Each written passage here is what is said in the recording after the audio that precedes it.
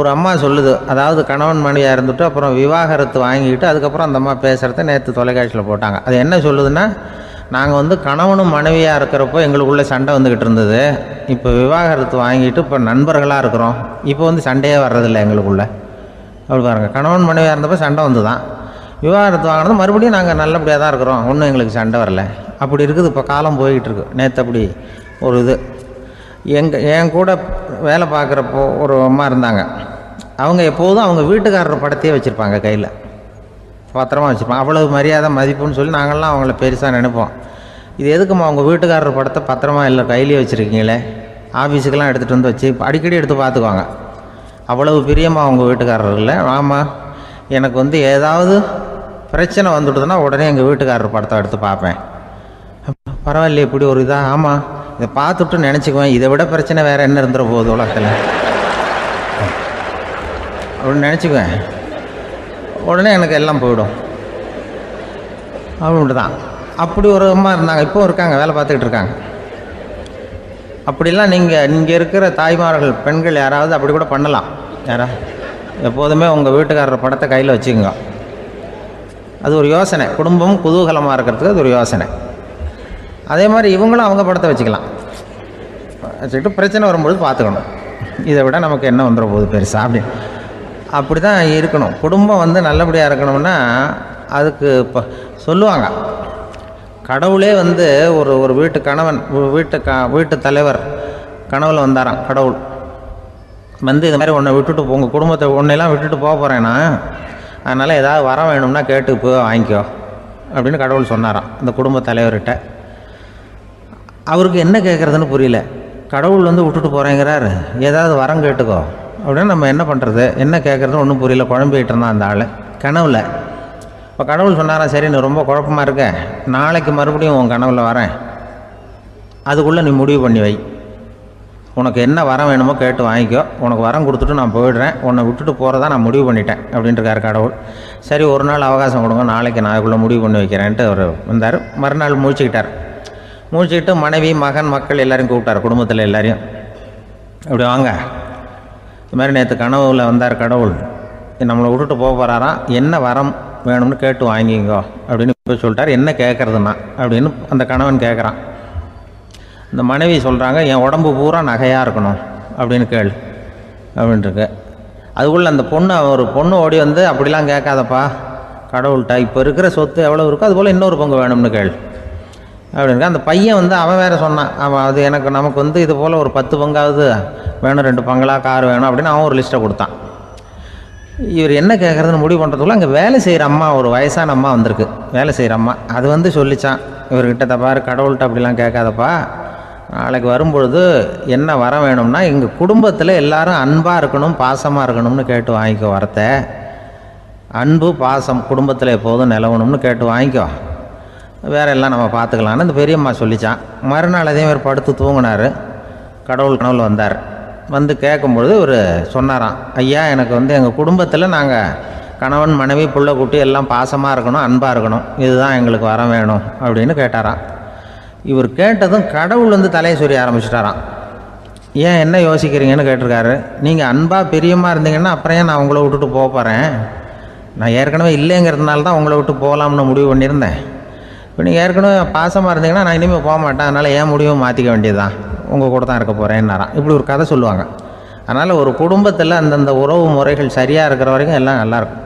அங்கே தான் இறைவன் வாழும் இல்லம்ங்கிறாங்களே, அதுதான் அதில் அந்த குடும்ப தலைவருங்கிறவர் கணவன் அப்படிங்கிறதுனால அவருக்கு தான் பொறுப்பு. அவருக்கு நிறைய சகிப்புத்தன்மை வேணும், கோபம் வரக்கூடாது, யார் என்ன சொன்னாலும் போகணும். சில கணவன்மார்கள் எது சொன்னாலும் மனைவி தட்டுறதில்லை. அங்கே போனால் போவாங்க, எதுக்கு போக சொல்கிறேன்னு கேட்குறதில்ல, போகிறது, இங்கே வான்னா வர்றது. திருவள்ளுவர் மனைவி இருந்தாருன்னு சொல்கிறாங்கல்ல, அது மாதிரி. அது எப்படின்னா ஒருத்தர் சொன்னார், அது அப்படி இல்லை, அதுக்கு ஒரு கதை சொன்னார். ஹிட்லர் வந்தாராம் ஒரு தடவை, ஒரு பெரிய கப்பல் மேலே, கப்பலுடைய மேல் தளத்தில் ஹிட்லர் வந்துக்கிட்டு இருக்கார்.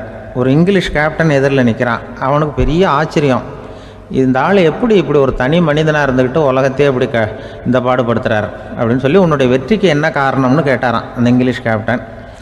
இப்போ ஹிட்லர் சொன்னாராம், என்னுடைய வெற்றிக்கு காரணம் என்கிட்ட வேலை செய்கிற ஊழியர்கள், நான் கிழிச்ச கோட்டை தாண்ட மாட்டாங்க, நான் என்ன சொல்கிறேனோ அதை உடனே செய்வாங்க, ஏன் எதுக்குன்னு எதிர்த்து பேச மாட்டாங்க அதுதான் என்னுடைய வெற்றிக்கு காரணம் அப்படின்னு சொல்லி அதை நிரூபித்து காட்டுறேன் பார் அப்படின்னு சொல்லி கையை தட்டினாரான் ஹிட்லர். உடனே ஒரு சிப்பாய் எங்கேருந்து வந்து லெஃப்ட் ரைட் போட்டு வந்து சல்யூட் பண்ணி நின்னான். உடனே ஹிட்லர் சொன்னார், நீ அப்படியே இந்த கப்பல் மேல் தளத்துலேருந்து அப்படி கடலில் விழுந்து செத்து போடா அப்படின்னு பொத்துன்னு குதிச்சுட்டான். எதுக்கு சொல்கிறேன் என்ன இதில், உடனே குதிச்சு செத்து போட்டான். இவருக்கு பெரிய ஆச்சரியம் கேப்டனுக்கு.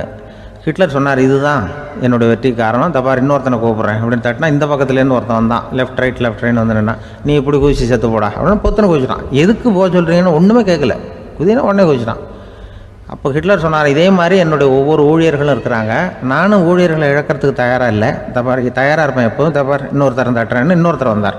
எதிர்த்தாவில் இருந்து ஒருத்தன் லெஃப்ட் ரைட் சல்யூட் அடித்தான். நீயும் குதிச்சு செத்து போடான்ருக்கார் ஹிட்லர். இவனால் பொறுக்க முடியல, இந்த இங்கிலீஷ் கேப்டன் அனாவசியமாக ஒவ்வொருத்தனாக குதிச்சுட்றானேன்னு சொல்லி ஓடி போய் அவனை குதிச்சிட்டான். குதிக்கிறதுக்கு முன்னாடி பிடிச்சி தனியாக எழுத்துட்டு போட்டான். தனியாக எழுத்துட்டு போய் அந்த சிப்பாய்கிட்ட கேட்டாரான் அந்த இங்கிலீஷ் கேப்டன், ஏன்ப்பா அந்த ஆள் குதிக்க சொல்கிறான்னா நீ ஏன் எதுக்குன்னு கேட்குறது இல்லையா, உடனே குதித்து செத்து போகிறீங்களே, இதெல்லாம் என்ன அநியாயம் அப்படின்ட்டுருக்கான் அந்த இங்கிலீஷ் கேப்டன் கையை பிடிச்சிக்கிட்டு. உடனே அந்த சிப்பாய்க்கு கோவம் வந்துட்டு தான், உடையா கையை, இவன்ட்ட வேலை பார்க்குறத விட உழுந்து செத்து போகலான்னு நான் குதிக்கிறான், என்ன அனாவசியமாக எதுக்கையாக இருக்க சொல்கிறேன் அப்படின்னு சொல்லி குதிச்சுட்டானா. அதனால் இந்த உடனே சொல்கிறத செய்கிறாங்க பாருங்கள், அவங்கள நம்பக்கூடாது. கணவன்மார்களுக்கு ஒரு எச்சரிக்கை, சொல்கிறத உடனே செஞ்சுருவாங்க மனைவி, நீ அங்கே போனால் போங்க வரணும் அது ஹிட்லர் மாதிரி நினைக்கிறாங்கன்னு அர்த்தம். இதுகிட்ட பேசிக்கிட்டு இருக்கிறத விட சொல்கிறத செஞ்சுட்டு போடுவோமே, அப்படி சமாளிக்கிற கணவன்மார்கள் உண்டு.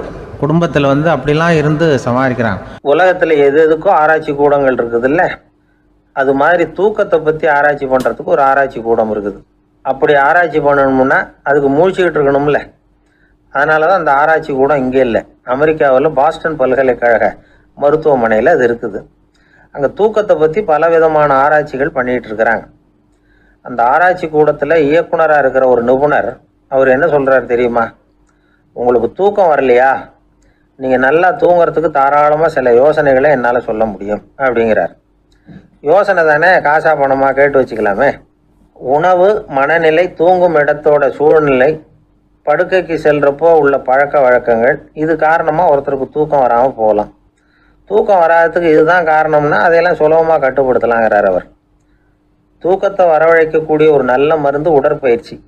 ஆனால் ஒன்று, படுக்க போகிற நேரத்தில் இது மாதிரி உடற்பயிற்சிகள் எல்லாம் செய்யக்கூடாது. கொஞ்சம் முன்னாடி பகல்லையே இந்த பயிற்சிகளை செய்கிறது நல்லது. தூக்கம் வராமல் அவதிப்படுறவங்க பிற்பகல் நேரங்களில் காஃபி, டீ இது மாதிரி பானங்களை சாப்பிடக்கூடாது. மது அருந்துறது கூட தூக்கத்தை பாதிக்கும். வெது வெதுப்பான நீரில் குளிக்கிறது, தியானத்தில் ஈடுபடுறது, ஓய்வாக இருக்கிறது, படுக்கிறது, அதாவது படுக்கிறதுக்கு முன்னாடி ஒரு கோவலை பால் சாப்பிட்றது, இதெல்லாம் வந்து தூக்கத்தை வந்து வரவழைக்கிறது ரொம்ப உதவியாக இருக்கும். இன்னொரு விஷயம் என்னென்னா, தூங்கி ஆகணுமேங்கிற கவலை வேண்டியதில்லை. அப்படி நினச்சி கவலைப்படுறதை விட்டுடணும். தூக்கம் வரலையா, உடனே படுக்கையை விட்டு எழுந்திரிக்க வேண்டியது, வெளியில் வாங்க, வேறு ஏதாவது வேலையில் ஈடுபடுங்க, கொஞ்சம் நேரம் உலாவுங்க, அல்லது ஏதாவது ஒரு புஸ்தகத்தை எடுத்து படிங்க. களைப்பு ஏற்பட்டால் மறுபடியும் படுக்கைக்கு போங்க, தூக்கம் தானே வந்துடும். ஒரு விஷயத்தை மட்டும் நல்லா ஞாபகத்தில் வச்சுக்கணும், படுக்கைக்கு போகிறப்போ உங்கள் மற்ற எல்லா பிரச்சனைகளையும் மறந்துடணும். அது எப்படி சார் முடியும், அந்த நேரம் தானே எல்லா பிரச்சனையும் வரிசையாக ஞாபகத்துக்கு வருது அப்படின்னு நாம் நினைக்கலாம். ஆனால் பழக்கத்தில் அதை நாம் மாற்றிக்க முடியும். கொஞ்சம் முயற்சி பண்ணணும், அவ்வளோதான். இது எல்லாமே ஆராய்ச்சி பண்ணி பார்த்துட்டு அந்த நிபுணர் சொல்கிற கருத்து தான். இன்னொரு விஷயமும் அவர் சொல்கிறார். அது என்னென்னா, உடல் கோளாறு காரணமாக தூக்கம் வராமல் அவதிப்படுறவங்களுக்கெல்லாம் இந்த யோசனைகள் சரியாக வராது அப்படிங்கிறார். அதுக்கெல்லாம் மருத்துவ சிகிச்சை கொடுத்து தான் சரி பண்ணணும். சில பேருக்கு நடு ராத்திரியில் மூச்சு திணறல் ஏற்பட்டு தூக்கம் வராமல் போயிடும். ஊரெல்லாம் தூங்குறப்ப தான் மட்டும் தூங்காமல் மூழ்கிட்டு இருக்கிறது, ஊரெல்லாம் மூழ்கிட்டு இருக்கிறப்போ தான் மட்டும் தூங்குறது, இது மாதிரி கோளாறுகளால் சில பேர் பாதிக்கப்படலாம். காலு தசை முறுக்கிக்கிறதுனால சில பேருக்கு அடிக்கடி இழிப்பு வரலாம். மன அழற்சி காரணமாக சில பேருக்கு தூக்கம் வராது. இது மாதிரி கோளாறுகளுக்கெல்லாம் அதுக்கு தகுந்த மாதிரி சிகிச்சை கொடுத்து தான் சரி பண்ண வேண்டியிருக்கும். எந்த கோளாறும் இல்லாமல் தூக்கம் வரலைன்னா ஆரம்பத்தில் சொன்ன முறைகளை கடைபிடிச்சு பார்க்கலாம். தூக்கம் வந்ததுன்னா யோசனை சொன்ன அந்த நிபுணருக்கு நன்றி சொல்லலாம். ஒருத்தர், ஏன் சார் பஸ்ஸில் தூங்குறது கெட்ட பழக்கமானு கேட்டார். இல்லையே, நான் கூட பஸ்ஸில் போகிறப்ப தூங்கிட்டு தானே போவேன் அப்படின்னார் இன்னொருத்தர். அப்புறம் ஏன் என்ன டிரைவர் வேலை வேணாம்னு வீட்டுக்கு அனுப்பி வச்சுட்டாங்க அப்படின்னாராம் அவர். ஒரு தடவை நாரதர் ஒரு தெரு வழியாக போய்கிட்டு இருந்தார். வழியில் ஒருத்தர் வேத சாஸ்திரம்லாம் படிச்சுக்கிட்டு உட்காந்துருந்தார். அவர் நாரதரை பார்த்து எங்கே போயிட்டுருக்குறீங்கன்னு கேட்டார். கடவுளை பார்த்துட்டு வரலாம்னு போயிட்டுருக்கிறேன் அப்படின்னார் நாரதர். அப்படின்னா அவர்கிட்ட எனக்கு எப்போ முக்தி கிடைக்கும்னு கேட்டுட்டு வாங்களேன் அப்படின்னார் இவர். சரி கேட்டு வரேன் அப்படின்னு சொல்லிவிட்டு நாரதர் நடந்தார். கொஞ்சம் தூரத்தில் ஒரு மரத்தடியில் ஒரு தொழிலாளி செருப்பு தைச்சிக்கிட்டு உட்காந்துருந்தார். அந்த ஆளும் அதே மாதிரி கேட்டுக்கிட்டார். எனக்கு எப்போ முக்தி கிடைக்கும்னு கடவுள்கிட்ட கேட்டுக்கிட்டு வாங்களேன்னார். அவர்கிட்டையும் சரின்னு சொல்லிவிட்டு நாரதர் நேராக வைகுண்டத்துக்கு வந்து சேர்ந்தார். கடவுளை பார்த்தார். இவங்க 2 பேரும் சொல்லி அனுப்பின விஷயத்தை பற்றி கேட்டார். அதுக்கு கடவுள் சொன்னார், அந்த செருப்பு தைக்கிற தொழிலாளி உடல் நீத்ததும் உடனே என்னை வந்து அடைவான். ஆனால் அந்த சாஸ்திரம் படித்த ஆள் இப்போதைக்கு என்கிட்ட வந்து சேர மாட்டான். அவன் இன்னமும் பல பிறவிகள் எடுத்து அங்கேயே இருக்க வேண்டியிருக்குது. எப்போ இங்கே வந்து சேருவான்னு எனக்கே தெரியாது அப்படின்னார். நாரதருக்கு இதோட ரகசியம் என்னங்கிறது புரியல. எனக்கு ஒன்றும் புரியலையேன்னாரான் கடவுள்கிட்ட. சீக்கிரம் புரிஞ்சுக்குவேன், நீ திரும்பி போகிறப்போ நான் இங்கே வைகுண்டத்தில் என்ன செஞ்சுக்கிட்டு இருக்கேன்னு கேட்டால் ஒரு ஊசியின் துவாரத்தில் ஒரு யானையை கோத்துக்கிட்டு இருக்கிறேன்னு அவங்கக்கிட்ட சொல்லு அப்படின்னார் கடவுள் சிரிச்சுக்கிட்டே. நாரதர் பூமிக்கு திரும்பினார். கடவுளை பார்த்தீங்களா எப்படி இருக்கார் அப்படின்னு விசாரித்தார் வேத சாஸ்திரம் படித்தவர். ஓ பகவானா, அவர் யானையை ஊசியின் காதில் நுழைச்சிக்கிட்டு இருக்கிறார் பார்த்தேன்னார் நாரதர். ஊசி காதில் யானையா? அது எப்படி முடியும்? நீங்கள் சொல்கிறத நான் நம்ப மாட்டேன்னு விட்டார் அவர். சரி, இந்த ஆளுக்கு இறைவன் பேரில் நம்பிக்கை இல்லை அப்படிங்கிறத நாரதர் புரிஞ்சுக்கிட்டார். அடுத்தபடியாக அந்த தொழிலாளி இருந்த இடத்துக்கு போனார். இறைவனை பார்த்தீங்களான்னு கேட்டார் அவர். பார்த்தேன், ஒரு ஊசி துவாரத்தில் யானையை கோத்துக்கிட்டு இருந்தார் அப்படின்னு சொல்லிவிட்டு நாரதர் அந்த ஆள் முகத்தை கவனித்தார். அந்த தொழிலாளி இதை கேட்டுட்டு கொஞ்சம் கூட ஆச்சரியப்படலை. அவரால் முடியாத காரியம் கூட உண்டானார். என்ன இப்படி சொல்கிற? ஊசியின் துவாரத்தில் யானையை கோக்க முடியும்னு நீ நம்புறியா அப்படின்னு கேட்டார் நாரதர். நிச்சயமாக நம்புகிறேன்னார் அவர். அது எப்படி அப்படின்னு கேட்டார் இவர். இதை பாருங்கள், நான் இந்த ஆலமரத்தடியில் தான் தினமும் உட்காந்துருக்கிறேன். தினமும் இந்த மரத்திலிருந்து எவ்வளவோ பழம் கீழே விழுது. இந்த பழத்தில் இருக்கிற ஒவ்வொரு விதையிலையும் உள்ள ஒரு ஆலமரம் இருக்குது. ஒரு சின்ன விதைக்குள்ள ஒரு பெரிய ஆலமரம் இருக்க முடியுங்கிறப்ப ஊசி துவாரத்தில் கடவுள் யானையை நுழைய வச்சாருங்கிறத ஒத்துக்கிறதுல என்ன கஷ்டம் இருக்குது அப்படின்னு ரொம்ப சர்வசாதாரணமாக பதில் சொன்னாராம் அந்த தொழிலாளி. நாரதர் யோசனை பண்ணார். இந்த தொழிலாளி வேத சாஸ்திரங்களையெல்லாம் படிக்கலைன்னா கூட அறிவுபூர்வமாக சிந்திச்சு இறைவனை நம்புகிறான். அதனால தான் கடவுள் இந்த ஆளுக்கு சீக்கிரம் முக்தி கிடைக்கும்னு சொன்னார் அப்படிங்கிறத புரிஞ்சுக்கிட்டாராம். இந்த கதையில் வர்ற கடவுள், நாரதர், வைகுண்டம் இதெல்லாம் ஒரு பக்கம் இருக்கட்டும், ஒரு சின்ன விதைக்குள்ள ஒரு பெரிய ஆலமரம் தூங்கிக்கிட்டு இருக்கு அப்படிங்கிற உண்மை, அந்தரத்தில் 1000 கிரகங்கள் சுற்றிக்கிட்டு இருக்குங்கிற உண்மை, இதெல்லாம் நாம் பார்த்துக்கிட்டு தானே இருக்கிறோம். இந்த உண்மைகள் அதிசயமாக நமக்கு தெரியறதுனால அதை நம்பாமல் இருந்துட முடியாது. இயற்கையை பரிபூர்ணமாக நம்புங்கள், அந்த நம்பிக்கையே நம்ம வாழ்க்கைக்கு ஆதாரம் அப்படிங்கிறத விளக்கறதுக்காக தான் இந்த கதை. இந்த காலத்தில் நம்ம பிள்ளைங்களுக்கெல்லாம் இது மாதிரி நம்பிக்கை அதிகமாகவே இருக்குது. ஒரு நாள் ஒரு சின்ன பையன்கிட்ட கேட்டேன், ஏன்பா கடவுள் ஒரு பானைக்குள்ளே ஒரு யானையை நுழைய வச்சுட்டாருன்னு சொன்னால் அதை நீ நம்புவியா அப்படின்னு கேட்டோம். நம்புவேன் சார், அது ஒன்றும் பெரிய அதிசயம் இல்லைன்னா. எப்படின்னு கேட்டோம். எப்படின்னா அந்த பானை அந்த யானையை விட பெருசாக இருந்திருக்கும், அவ்வளவுதான் அப்படின்னு சொல்கிறான். ரொம்ப நாளைக்கு முன்னாடி ஒரு நாள் கோவலன் நாடகம் நடந்தது. எங்கள் மதுரையில் நடந்தது. அதில் ஒரு முக்கியமான கட்டம், கண்ணகி கிட்ட சிலம்பை வாங்கிக்கிட்டு அதை விற்கிறதுக்காக மதுரை நகருக்கு புறப்படுறான் கோவலன். அந்த சமயத்தில் கண்ணகி பாடுற மாதிரி ஒரு நாடக பாடல் நாடக ஆசிரியர் எழுதினது. அது என்ன பாட்டுன்னா, மா பாவியோர் கூடி வாழும் மதுரைக்கு மன்னா போகாதீர் என்று அப்படின்னு ஆரம்பிக்கும் அந்த பாட்டு. இதுதான் அந்த பாட்டு. இதை கண்ணகி மேடையில் பாடின உடனே கூட்டத்தில் சலசலப்பு. நம்ம ஊர்லேயே நமக்கு முன்னாடியே நின்றுக்கிட்டு மா பாவியோர் கூடி வாழும் மதுரை அப்படின்னு சொல்கிறாங்களே, என்ன தைரியம் அப்படின்னு எல்லாம் குழப்பம் பண்ண ஆரம்பிச்சிட்டாங்க. மக்கள் சத்தம் போட ஆரம்பிச்சிட்டாங்க. எதிர்ப்பு குரல் அது பாட்டுக்கு வர வர அதிகமாக போட்டுது. கொண்டுகிட்டு வா அந்த நாடக ஆசிரியரை, எழுதுனது யார் அப்படின்னு ஒரே சத்தம், கூச்சல். வேறு வழி இல்லை. மெதுவாக மேடைக்கு வந்தார் அந்த நாடக ஆசிரியர். 4 பக்கத்திலிருந்தும் கேள்வி கணைகள். மக்களை பார்த்து கொஞ்சம் அமைதியாக இருங்கோ அப்படின்னு சொல்லிவிட்டு தன்னுடைய விளக்கத்தை சொல்ல ஆரம்பித்தார் அந்த நாடக ஆசிரியர். மா அப்படின்னு சொன்னால் திருமகளாகிய லட்சுமி அப்படின்னு அர்த்தம். பா அப்படின்னா கலைமகளாகிய சரஸ்வதி. வி அப்படின்னா மலைமகளாகிய பார்வதி. மா பாவியோர் அப்படின்னா திருமகளும் கலைமகளும் மலைமகளும், இவங்க மூவரும் அப்படின்னு அர்த்தம். இந்த 3 பேரும் வாழ்கின்ற மதுரை புனிதம் நிறைந்தது, சகல செல்வங்களும் நிறைஞ்சது.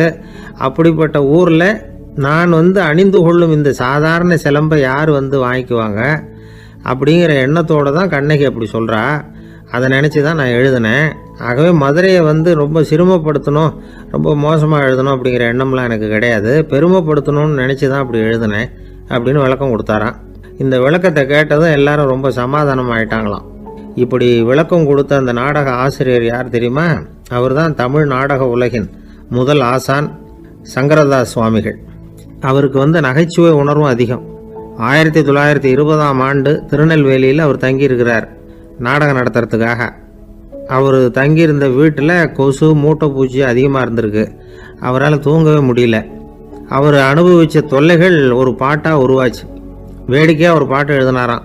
மூட்டையும் கொசுவும் ஒரு வீட்டிலே மீட்டிங் போட்டால் முன்னே நிற்க யாரால் முடியும்? கொசு மோகன ராகம் போல சத்தம் போட்டு முன்னே நின்று செய்திடும் யுத்தம். இதை மறுநாள் நாடகத்தில் கோமாளி வேஷம் போட்ட ஒரு சிறுவனை விட்டு பாட வச்சிருக்காரு. எல்லாரும் சிரித்து ரசித்தாங்களாம். சங்கரதாஸ் சுவாமிகள் கல்யாணமே பண்ணிக்கல, துறவி மாதிரியே வாழ்ந்திருக்கார். தமிழ் நாடக கலைக்கு தன்னையே அர்ப்பணம் பண்ணிக்கிட்டவர் அவர். 1922 நவம்பர் மாதத்தில் ஒரு நாள் புதுச்சேரியில் அவர் வாழ்க்கை முடிஞ்சுது. அப்போ அவருக்கு வயசு 55. சங்கரதாஸ் சுவாமிகள் நாடக ஆசிரியர் மட்டும் இல்லை, மேடை நாடக இயக்குனர், தயாரிப்பாளர். அவரே ஒரு சிறந்த நடிகர். ஒரு தடவை சாவித்திரி நாடகத்தில் இவர் யமதர்மனா வேஷம் போட்டு நடிச்சிருக்கிறார். நாடகம் பார்த்துக்கிட்டு இருந்த கருவுற்ற ஒரு பெண்மணிக்கு பயத்தினால அங்கேயே குழந்தை பிறந்துட்டு தான். அந்த நிகழ்ச்சிக்கு அப்புறம் இவர் இந்த வேஷம் போடுறப்போலாம் ஜனங்களுக்கு முன்கூட்டியே எச்சரிக்கை கொடுக்க ஆரம்பிச்சிருவாராம். அதாவது அப்படி யாராவது பயப்படுறவங்க இருந்தால் கொஞ்சம் கண்ணை மூடிங்க அல்லது எழுந்திரிச்சு போடுங்கன்னு. நடிப்புன்னா அப்படிலாம் இருக்கணும். இந்த காலத்தில் நடிகர் ஒருத்தர் சொன்னார், சார் நான் இந்த நாடகத்தில் நடிக்கிறப்போ முகத்தில் நவரசங்களையும் காட்டி நடித்தேன், உணர்ச்சிகளை எல்லாம் நல்லா காட்டி நடித்தேன். அப்படி இருந்து ஜனங்கள் கல்லை எடுத்து மேடையில் வீசிவிட்டாங்க சார் அப்படின்னார். நாடகத்தில் உங்களுக்கு என்ன வேஷம் அப்படின்னு கேட்டாங்க. அது செத்து கிடக்கிற பணமாக நடித்தேன் சார் அப்படின்னார். ஒரு ஊரில் ஒரு சித்தர் இருந்தார், சூஃபி சித்தர். அவர் ஞானம் பெற்ற ஒரு சித்தர். ஒரு நாள் அந்த நாட்டு மன்னன் அவரை பார்க்கறதுக்காக வந்தான். என்ன வேணும் உனக்குன்னு கேட்டார். நான் கடவுளை பார்க்கணும், அதுக்கு நீங்கள் தான் உதவி பண்ணணும் அப்படின்னா அவன். சித்தர் கொஞ்சம் யோசனை பண்ணார். சரி போயிட்டு நாளைக்கு வாடினார். அதே மாதிரி மன்னன் போயிட்டு அடுத்த நாள் வந்தான். இங்கே நீ என்னோட ஒரு வாரம் தங்கியிருக்க வேண்டியிருக்கும்னார். சரின்னா ஒரு பிச்சை பாத்திரத்தை தூக்கி கையில் கொடுத்தார். அவனுக்கு ஒன்றும் புரியல, இருந்தாலும் வாங்கிட்டான். வாங்கிட்டு இதை என்ன செய்யணும் அப்படின்னு கேட்டான். இதை ஒன்றும் செய்ய வேணாம், இதை எடுத்துக்கிட்டு பக்கத்தில் உள்ள கிராமங்களுக்கு போ, வீடு வீடாக பிச்சை எடுத்துக்கிட்டு வா. அப்படி வந்த பிறகு தான் உனக்கு சாப்பாடும் ஓய்வும் கிடைக்கும்.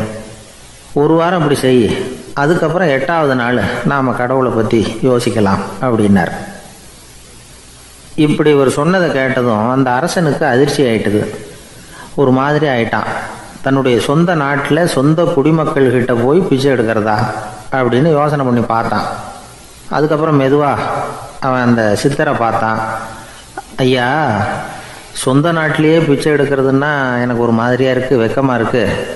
நான் வேணும்னா வெளி தேசத்தில் எங்கேயாவது போய் பிச்சை எடுக்கவா அப்படின்னு கேட்டான். இதுக்கு அந்த சித்தர் ஒரு சம்மதிக்கலை. இதை பாரு, உன்னால் பிச்சை எடுக்க முடியலன்னா பேசாமல் திரும்பி அரண்மனைக்கே போயிடு. அதுக்கப்புறம் கடவுளை பற்றியெல்லாம் பேசுகிறதுக்கு என்னை தேடிட்டு வரக்கூடாது அப்படின்னு விட்டார்.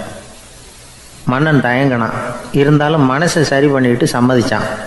சரிங்க, ஒரு வாரம் இங்கே தங்குறேன், நீங்கள் சொல்கிறது மாதிரி பக்கத்து கிராமங்களுக்கு போகிறேன், வீடு வீடாக பிச்சை எடுக்கிறேன், வர்றேன் அப்படின்னா. ஒரு வாரம் தெரு தெருவாக பிச்சை பாத்திரத்தோடு அலைஞ்சான். சொந்த ஊரில் சொந்த குடிமக்கள்கிட்ட பிச்சை எடுத்தான். 7 நாள் முடிஞ்சுது. 8வது நாள் அந்த சித்தர் மன்னனை கூப்பிட்டார். இப்படி வாழ்னார். வந்தான். இனிமேல் நீ கடவுளை பற்றி என்கிட்ட கேட்கலாம்னார். இனிமேல் கேட்கறதுக்கு ஒன்றுமே இல்லை சுவாமின்னா இவன். ஒரு வார காலம் பிச்சை எடுத்த பிறகு தான் கடவுளை காண முடியும் அப்படின்னு நான் கனவு கூட காணவில்லைன்னா. அப்படின்னா நீ பிச்சை எடுத்த காலத்தில் அப்படி என்னதான் நடந்தது அப்படின்னு கேட்டார் அவர். சுவாமி, ஒரு வார காலம் பிச்சை எடுத்ததில் என்னுடைய ஆணவம் அழிஞ்சுட்டுது. அது இப்போ இருக்கிற இடமே தெரியல. இப்போ அதை காணவே காணோம். பிச்சைக்காரனாக இருந்தப்போ பெற்றதை மன்னனாக இருக்கும்போது பெற முடியாதுங்கிறத புரிஞ்சுக்கிட்டேன் அப்படின்னா மன்னன். அடக்கம் பிறந்தவுடன் தெய்வீக கதவுகள் திறந்து கொள்ளுகின்றன அப்படிங்கிறார் ஓஷோ. நம்மால் ஒருத்தன் ஆணவம் அழியணுங்கிறதுக்காக ஒரு திருவோட்டை எடுத்துக்கிட்டு தெரு தெருவாக பிச்சை எடுக்க ஆரம்பித்தான். என்ன தெய்வீக கதவுகள் திறந்துதா அப்படின்னு கேட்டார் ஒருத்தர். தெய்வீக கதவு திறக்கிறதுக்கு முன்னாடியே எங்கள் வீட்டு கதவு சாத்திக்கிட்டுதுன்னா. என்னடா சொல்கிறேன்னார். இனிமேல் வீட்டுக்குள்ளேயே வர வேணாம், இதையே தொழிலாக வச்சுக்கோ அப்படின்னு எங்கள் வீட்டில் சொல்லிவிட்டாங்க சார் அப்படின்னா. ஒரு ஊரில் ஒருத்தர் இருந்தான். ஏதோ ஒரு சின்ன அலுவலகத்தில் வேலை பார்த்துக்கிட்டு இருந்தான். ரொம்ப ஏழை. வர்ற கொஞ்சம் வருமானத்தை வச்சு வாழ்க்கையை ஓட்டிக்கிட்டு இருந்தான். ஒரு நாள் தெரு வழியாக அவன் நடந்து வந்துக்கிட்டு இருக்கிறான். தெருவில் ஒரு காசு கிடந்தது. அதை பார்த்துட்டான். அது குனிஞ்சு எடுத்தான். அது ஒரு பழங்கால காசு. அந்த காசு நடுவில் ஒரு துளை இருந்தது. அதாவது துளையிட்ட நாணயம். பழங்காலத்தில் புழக்கத்தில் இருந்த ஒரு நாணயம் அது. துளையிட்ட நாணயம் கிடச்சிதுன்னா ரொம்ப நல்லது, அது அதிர்ஷ்டம் அப்படின்னு ஒரு நம்பிக்கை உண்டு.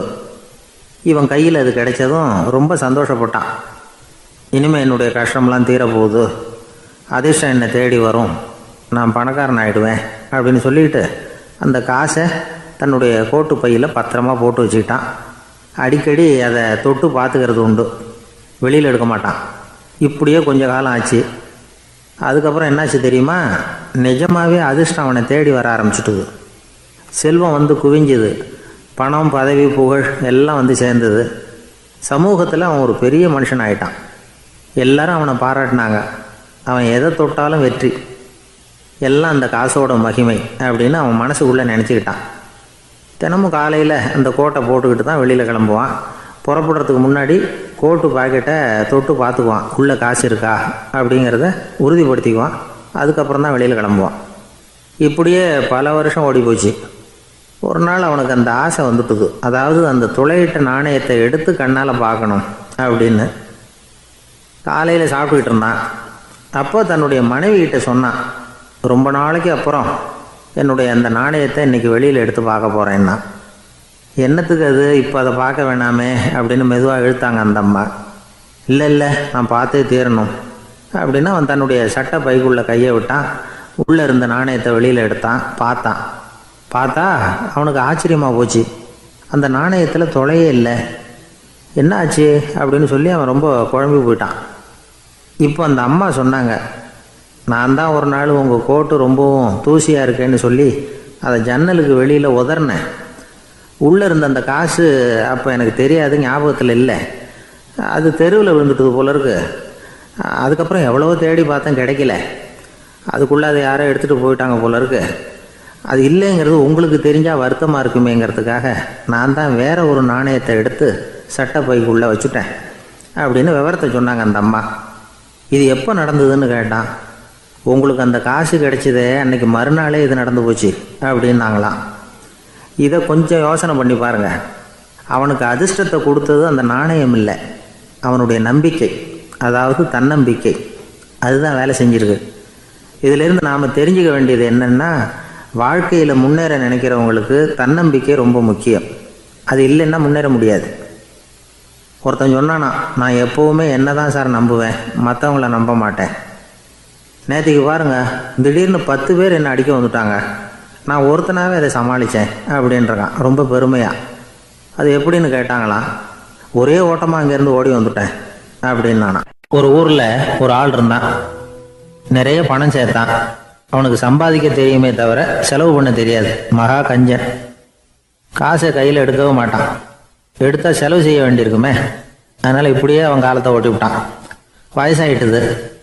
அவனுடைய மனைவி ஒரு நாள் கேட்டாங்க, இவ்வளவு நாளாக நீங்கள் என்னை எங்கேயுமே அழைச்சிட்டு போனதில்லை, இப்போவாவது அழைச்சிட்டு போகக்கூடாதா அப்படின்னாங்க. எங்கே போகணும் சொல்லுன்னா. காசிக்கு போகணும், கங்கையில் குளிக்கணும்னாங்க. இவன் பார்த்தான், இதுக்கு ஏன் அவ்வளோ தூரம் செலவு பண்ணிட்டு போகணும், நம்ம ஊர் ஆற்றுலேயே குளிக்கலாமே, இதுவும் புண்ணிய நதி தான், இங்கே குளித்தா அங்கே குளித்த பலன் கிடைச்சிரும் அப்படின்னா. சரின்னு 2 பேருமா ஆத்தங்கரைக்கு போனாங்க. அன்றைக்கி ஏதோ விசேஷம், நிறைய கூட்டம், நிறைய பேர் குளிச்சுக்கிட்டு இருக்கிறாங்க. கரையில் சில புரோகிதர்கள் நின்றுக்கிட்டு இருக்கிறாங்க. குளிக்கிறதுக்கு முந்தி அவங்கக்கிட்ட உட்காந்தா ஏதோ மந்திரம்லாம் சொல்லுவாங்க, கொஞ்சம் காசு கொடுக்க வேண்டியிருக்கும். அதனால் இவன் என்ன பண்ணான், ஆத்தங்கரையிலேயே கொஞ்சம் தூரம் போனான். ஊரை விட்டு தள்ளி வந்துட்டான். அங்கே யாருமே இல்லை. அப்பாடான்னு சந்தோஷப்பட்டான். குளிக்கலாம்னு புறப்பட்டான். இந்த நேரம் கடவுள் பார்த்தார், இந்த கஞ்சனுக்கு ஏதாவது புத்தி போகட்டணும் அப்படின்னு நினைச்சார். உடனே ஒரு புரோகிதர் மாதிரி உருவத்தை மாத்திக்கிட்டு அந்த ஆள் முன்னாடி வந்து நின்னார். அவனுக்கு அதிர்ச்சி, இங்க யாருமே இருக்க மாட்டாங்கன்னு நினைச்சா இங்கேயுமே ஒரு ஆள் வந்துட்டாரு, என்ன பண்றதுன்னு யோசனை பண்ணான். புரோகிதர் உருவத்தில் இருந்த கடவுள் சொன்னார், இதை பாருங்க, இன்னைக்கு விசேஷ நாள், நீராடுறதுக்கு முன்னாடி சுயகல்பம் பண்ணிக்கிறது ரொம்ப நல்லது அப்படின்னார். என்கிட்ட பணம் எதுவும் இல்லையேன்னா, பரவாயில்ல அப்புறமா கொடுங்க வாங்கிக்கிறேன், ஆனால் ஒன்று, எவ்வளவு கொடுப்பீங்கிறத மட்டும் இப்போவே சொல்லி கொடுங்க அப்படின்னார். இவன் ரொம்ப யோசனை பண்ணான், ஒரு 10 பைசா தரேன் அப்படின்னா. சரின்னு ஒத்துக்கிட்டு எல்லா கிரியைகளையும் அவர் செஞ்சார். அதுக்கப்புறம் கணவனும் மனைவியும் ஆற்றுல குளிச்சாங்க. அவர் போயிட்டார். கொஞ்ச நாள் கழிச்சு அவன் வீட்டுக்கு வந்தார் கடனை வசூல் பண்ணுறதுக்கு. வாசலில் நின்றுக்கிட்டு இருந்த அவன் மனைவி இவரை பார்த்ததும் தயங்க ஆரம்பித்தாங்க. அந்த அம்மா கிட்ட விஷயத்த சொன்னார். அந்த அம்மா ஓடி போய் உள்ளே இருக்கிற தன்னுடைய கணவர்கிட்ட சொன்னாங்க. அவன் யோசனை பண்ணான், இப்போ வெளியில் போனால் அவனுக்கு 10 காசு கொடுக்க வேண்டியிருக்கும், அதனால் எனக்கு காய்ச்சல்னு அந்த ஆளுகிட்ட சொல்லிவிடு, இன்னொரு சந்தர்ப்பத்தில் என்னை வந்து பார்க்க சொல்லு அப்படின்னா. அந்த அம்மா போய் சொன்னாங்க. அப்படிங்களா, அப்படின்னா அவரை நான் உடனே போய் பார்க்கணுமே அப்படின்னு உள்ளே நுழைய ஆரம்பித்தார். அவங்க மறுபடியும் இருங்க தான் வரேன்னு சொல்லிவிட்டு உள்ள ஓடி விஷயத்த சொன்னாங்க. இது எதுடா வம்பா போச்சு அப்படின்னு பார்த்தான். மனைவியை கிட்டத்தில் கூப்பிட்டான். இந்த பாரு, ஜன்னி கண்டு நான் இறந்து போயிட்டதா சொல்லிவிடு அப்படின்னா சொன்னாங்க. புரோகிதர் பார்த்தார். அப்படின்னா ஒரு வழியாக இருந்து அவருடைய இறுதி சடங்குகளையும் நானே முடிச்சுட்டு போயிடுறேன் அப்படின்னார். உள்ளே இருந்தவன் யோசனை பண்ணான், அந்த ஆள் என்னை விட மாட்டான் போல இருக்கு, அதனால் ஒரு சவப்பெட்டியில் என்னை வச்சு தூக்கிக்கிட்டு மயானத்துக்கு போங்க பார்த்துக்கலாம் அப்படின்னா. புரோகிதரும் விடுற மாதிரி இல்லை, கூடவே நடந்து போயிட்டு இருக்கிறார்.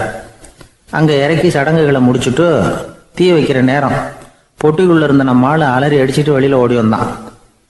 புரோகிதர் உருவத்தில் இருந்த கடவுள் சிரிச்சார், தன்னுடைய சுய உருவத்தை காட்டினார். அதுக்கப்புறம் அவனை கூப்பிட்டு, இதை பாருப்பா, ஏன் இப்படி அல்லாடுற, ஏதாவது வர வேணும்னா கேள் தரேன் அப்படின்னார்.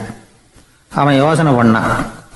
பகவானே, ஒரே ஒரு வரம் தான் உங்ககிட்ட கேட்கணும்னா.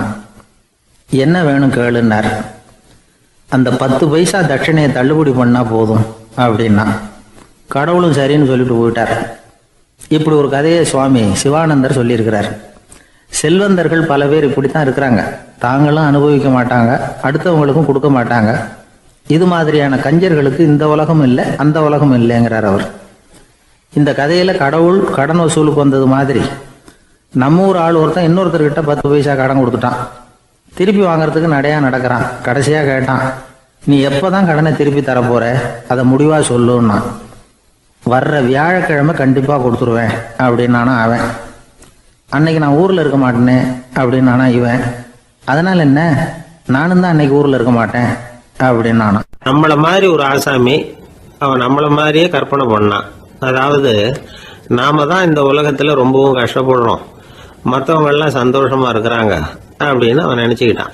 அவன் ஒரு நாள் கடவுளை வேண்டிக்கிட்டானா, சுவாமி, இந்த உலகத்துல எவ்வளவோ பேர் இருக்கிறாங்க, ஒவ்வொருத்தருக்கும் ஒவ்வொரு விதமான கஷ்டம் இருக்கலாம், ஒத்துக்கிறேன், இருந்தாலும் எனக்கு அது கொஞ்சம் அதிகமா இருக்கிறது மாதிரி தெரியுது. அதனால நீங்க எனக்காக ஒரு சின்ன உதவி செஞ்சா போதும். அது வேற ஒண்ணும் இல்லை, என்கிட்ட இருக்கிற துயரங்களை இன்னொருத்தர் யாருக்கிட்டையாவது கொடுத்துருங்க, அவர்கிட்ட இருக்கிற துயரங்களை என்கிட்ட மாத்தி கொடுத்துருங்க, ஒரு மியூச்சுவல் டிரான்ஸ்ஃபர், அவ்வளவுதான், அப்படி பண்ணிவிட்டா போதும் அப்படின்னு வேண்டிக்கிட்டானான். அன்னைக்கு ராத்திரியே அவன் ஒரு கனவு கண்டிருக்கான். வானத்திலிருந்து ஒரு குரல் கேட்டிருக்கு. அது என்ன சொல்லிச்சு தெரியுமா?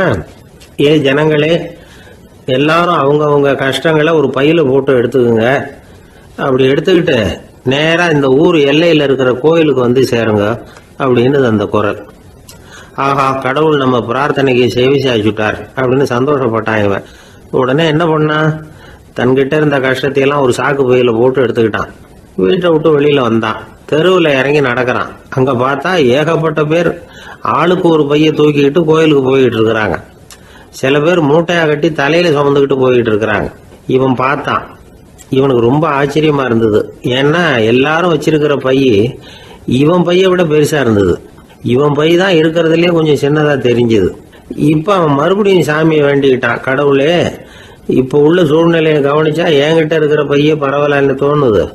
அதனால வேற பைய எதையும் மாத்த வேணாம், இதுவே பரவாயில்ல, இந்த பையோட திரும்பி வீட்டுக்கு போனால் போதும்னு நினைக்கிறேன் அப்படின்னு ஏதோ நினைக்க ஆரம்பிச்சுட்டாங்க. எல்லாரும் கோயிலுக்கு போய் சேர்ந்தாங்க. கோயிலில் அந்த குரல் மறுபடியும் கேட்டுது. எல்லாரும் அவங்கவுங்க பைகளை சோகத்தில் தொங்க விடுங்க, திடீர்னு விளக்குகள் அணையும், மணி அடிக்கப்படும், அதுதான் அடையாளம்.